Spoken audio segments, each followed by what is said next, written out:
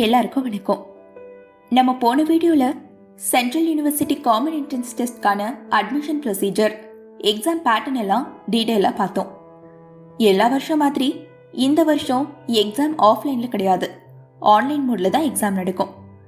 அந்த computer based exam எப்படி நடக்கும்னு ஒரு சின்ன டெமோ வீடியோ தான் இது. நிறைய பேர் கமெண்ட்ல கேட்டிருந்தீங்க, ஆன்லைன் எக்ஸாம்னா வீட்டில இருந்தே எழுதுறது தானே, எதுக்கு சென்டருக்கு போய் எழுதணும்னு கேட்டிருந்தீங்க. இந்த ஆன்லைன் எக்ஸாமும் எப்பவும் போலதான்.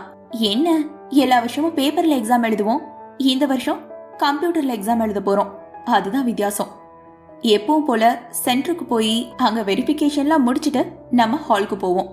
எப்படி நார்மலான எக்ஸாம்ல நமக்குன்னு ஒரு டேபிள் அலாட் பண்ணிருப்பாங்களோ அதே மாதிரி தான் இந்த எக்ஸாம்ல நமக்குன்னு ஒரு கம்ப்யூட்டர் அலாட் பண்ணிருப்பாங்க. நீங்க போனதும் இப்ப ஸ்கிரீன்ல தெரியற மாதிரி தான் உங்களோட கம்ப்யூட்டர் ஸ்கிரீன் தெரியும். ரைட் சைட் கார்னர்ல உங்களோட போட்டோ, அதுக்கப்புறம் உங்க நேம், நீங்க எந்த எக்ஸாம் எழுத போறீங்கன்னு எல்லா டீடைல்ஸும் இருக்கும். அதே மாதிரி லெஃப்ட் சைட்ல பாத்தீங்கன்னா உங்களோட சிஸ்டமோட நம்பர் இருக்கும். இது டெமோ வீடியோங்கிறதுனால யூசர் நேமும் பாஸ்வேர்டும் இது மாதிரி இருக்கு. ஆனா உங்க எக்ஸாம்ல யூசர் நேம் உங்க ரிஜிஸ்டர்ட் நம்பரா இருக்கும், பாஸ்வேர்ட் உங்க டேட் ஆஃப் பர்த்தா தான் இருக்கும். அது நீங்க எதுவும் போட வேண்டிய அவசியம் இல்லை, ஆல்ரெடி அதுலயும் போட்டிருக்கோம். நீங்க ஜஸ்ட் லாகின் மட்டும் கொடுத்தா போதும். இந்த ஸ்டார்டிங் ஸ்டெப்ஸ்லாம் என்னென்ன பண்ணணும்னு உங்க ஹால் இன்சார்ஜே சொல்லுவாங்க. இப்போ நீங்க லாகின் கொடுத்ததுக்கு அப்புறம் உங்களுக்கு ஒரு ஜெனரல் இன்ஸ்ட்ரக்ஷன் பேஜ் ஓபன் ஆகும். ஜெனரல் இன்ஸ்ட்ரக்ஷன் ஃபுல்லா படிச்சுட்டு ஐ ஹவ் ரீட் அண்ட் அண்டர்ஸ்டுட்னு இருக்க இடத்துல டிக் கொடுக்கணும். எப்படியும் நீங்க எக்ஸாம்க்கு ஒரு அரை மணி நேரத்துக்கு முன்னாடியே உள்ள போயிருவீங்க. கரெக்டா எக்ஸாம் டைம் ஸ்டார்ட் ஆகுற வரைக்கும் உங்களால ப்ரொசீட் கொடுக்க முடியாது. கரெக்டா எப்போ எக்ஸாம் ஸ்டார்ட் ஆகுதோ அப்பதான் உங்களால ப்ரொசீட் கொடுக்க முடியும். ப்ரொசீட் கொடுத்ததுக்கு அப்புறம் உங்க ஸ்கிரீன் இது மாதிரி தான் தெரியும். ஸ்டார்டிங்ல உங்களோட நேம் இருக்கும், நீங்க என்ன எக்ஸாம் எழுத போறீங்க, என்ன சப்ஜெக்ட்னு எல்லா டீடைல்ஸும் இருக்கும். இங்க பாத்தீங்களா டைமிங்கும் ஓடிக்கிட்டே இருக்கும். கரெக்டா உங்க எக்ஸாம் ஸ்டார்ட் ஆனதுல இருந்து இன்னும் எக்ஸாம் முடிகிறதுக்கு எவ்வளோ நேரம் இருக்குன்னு இங்க ஓடிட்டே இருக்கும். ஓகே, இது மாதிரி தான் உங்களுக்கு கொஷின்ஸ் இருக்கும். இப்போ நீங்கள் ஃபர்ஸ்ட் கொஷினை படித்து பார்க்குறீங்க, அதுக்கு கரெக்டான ஆன்சரை சூஸ் பண்ணுறீங்க. சூஸ் பண்ணிவிட்டு அதுக்கப்புறம் சேவ் நெக்ஸ்ட் கொடுக்கணும். சேவ் நெக்ஸ்ட் கொடுக்கல உங்களுக்கு அடுத்த கொஷின் போகும். அடுத்த கொஷினுக்கு ஒருவேளை உங்களுக்கு ஆன்சர் தெரியல, மற்றதெல்லாம் முடிச்சுட்டு அதுக்கப்புறம் இதை பார்த்துக்கலாம்னு நினச்சிங்கன்னா மார்க் ஃபார் ரிவ்யூ கொடுத்து அதுக்கப்புறம் நெக்ஸ்ட் கொடுக்கணும்.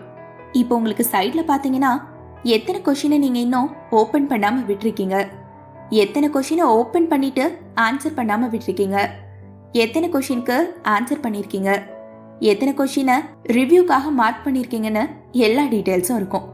அதே மாதிரி கீழே அந்த கொஷின் நம்பர், அந்த கொஷினுக்கு நீங்கள் ஆன்சர் பண்ணியிருக்கீங்களா, ஆன்சர் பண்ணாமல் இருக்கீங்களா, ரிவ்யூ கொடுத்துருக்கீங்களாங்கிறது கிளியராக காட்டும். இப்போ நீங்கள் தேர்ட் கொஷினுக்கு ஆன்சர் பண்ண வேண்டாம்னு நினைக்கிறீங்க, இது உங்களுக்கு ஆன்சர் தெரியல, ஆன்சர் பண்ண வேண்டாம், அடுத்த கொஷினுக்கு போகணும்னு நினச்சிங்கன்னா இதுக்கு நீங்கள் ஸ்ட்ரைட்டாக நெக்ஸ்ட் கொடுக்கலாம். இப்போ தேர்ட் கொஷின் பார்த்தீங்கன்னா நாட் ஆன்சர்ங்கிற லிஸ்ட்டில் வந்து ஆட் ஆயிடுச்சு. இப்போ நீங்கள் ஃபோர்த் கொஷினுக்கு ஆன்சர் பண்ணுறீங்க. சேவ் நெக்ஸ்ட் கொடுக்காம வெறும் நெக்ஸ்ட் கொடுத்தீங்கன்னா உங்களுக்கு அந்த கொஷினும் நாட் ஆன்சர் லிஸ்ட்டில் போயிடும். அதனால எந்த கொஷினுக்கு நீங்கள் ஆன்சர் பண்ணுறீங்களோ மறக்காமல் சேவ் நெக்ஸ்ட் கொடுத்துடணும். இப்போ நீங்கள் தெரியாமல் அந்த கொஷினை விட்டுட்டீங்க, திரும்ப அதே கொஷினுக்கு போகணும்னு நினச்சிங்கன்னா அந்த கொஷின் நம்பரை நீங்கள் டச் பண்ணீங்கன்னா போதும், அந்த கொஷினுக்கே திரும்ப நீங்கள் போயிடலாம். இப்போ போய் கரெக்டாக சேவ் நெக்ஸ்ட் கொடுத்தீங்கன்னா உங்களுக்கு அடுத்த கொஷின் வரும். இப்போ நம்பர் 4th கொஷின் பாருங்க, உங்களுக்கு ஆன்சர் லிஸ்ட்டில் வந்துருச்சு. அடுத்த கொஷினை படித்து பார்க்குறீங்க, உங்களுக்கு ஆன்சர் தெரியுது ஆனால் டவுட்டாக இருக்குது. அப்போ என்ன பண்ணணும்னா ஆன்சரை கிளிக் பண்ணிவிட்டு save and mark for review கொடுத்துடணும். ஒருவேளை உங்களுக்கு லாஸ்ட்ல வந்து இந்த கொஷினை செக் பண்ண டைம் இல்லைனாலும் அது சேவ் ஆயிருச்சு, அதனால உங்களுக்கு எந்த பிரச்சனையும் இருக்காது.